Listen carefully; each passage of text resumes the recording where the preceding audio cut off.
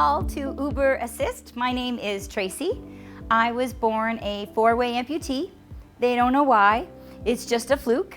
And I am a huge accessibility advocate for Uber. And I can't begin to tell you how important transportation is to people with disabilities. And all of you can make a massive difference in transportation. Thank you for being here today. So what brings us together here for this education session? You may be asking yourself, how come I'm here? I don't have a wheelchair accessible vehicle. What's great about uberASSIST is that all drivers can have regular sedans. uberASSIST is door-to-door, which is just slightly different than UberX, which is curb-to-curb. It's for people that might use a manual wheelchair, it's for people that might have a cane, it's for seniors. It's for anyone that can use a regular sedan and does not need a wheelchair accessible vehicle. So for me, as a four-way amputee, what that means is that the uberASSIST partner, instead of just parking on the street, would be willing to come up my driveway and willing to get out of their car and assist me right from my door. So here is what we're going to cover today. My story and how uberASSIST changed the way I get around, how to interact with anyone who might have a disability, how you can provide 5-star service with uberASSIST, including specific tips on how to accommodate seniors or people with physical or cognitive impairments. Then you're ready. So for me, climbing mountains has been easier than transportation. And that's what's fabulous about uberASSIST, is that it provides that important required service. You know, in this photo, you see me rappelling for the first time ever. And what you don't see in this photo is that there's someone on my safety line out of shot. And I remember that first time rappelling, and when my stumps left the cliff edge, I sort of froze, kind of scared the first time ever doing this. And the lady from over the cliff shouted, "Tracy, I don't have control over you anymore." And it was scary, but then it was like, I'm doing this. And you guys are like that safety line. You guys make it possible for me to get out and about and have those moments of independence with your support.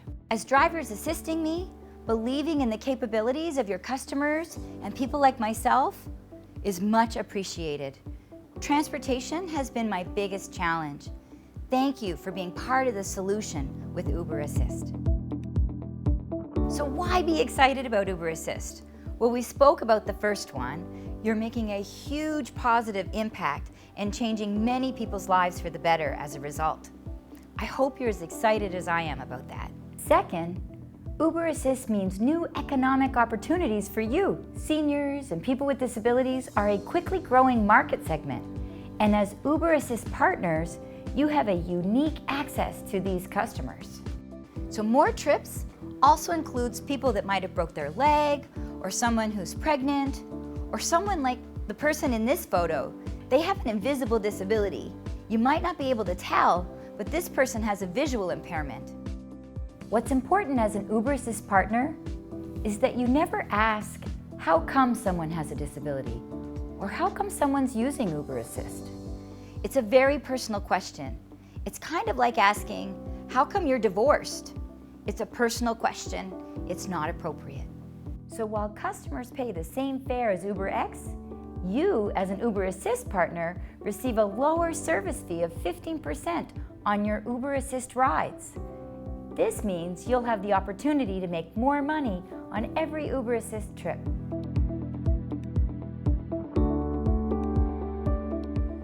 So we've talked about what is uberASSIST and how it's improved my life getting out and about. Next up is how to communicate with people with disabilities. So when communicating with a person with a disability, it involves two pieces.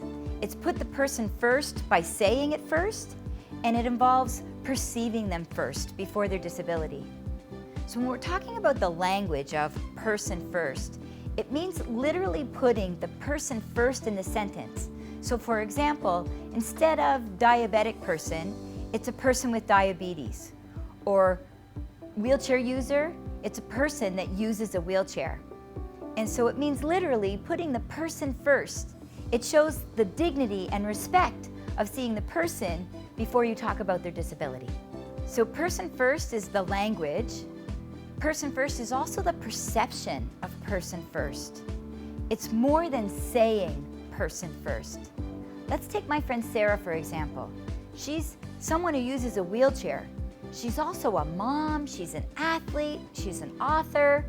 She's a person before she's a person who uses a wheelchair. And yourselves as Uber drivers, you're an Uber driver, but you're also artists and athletes and dreamers yourself.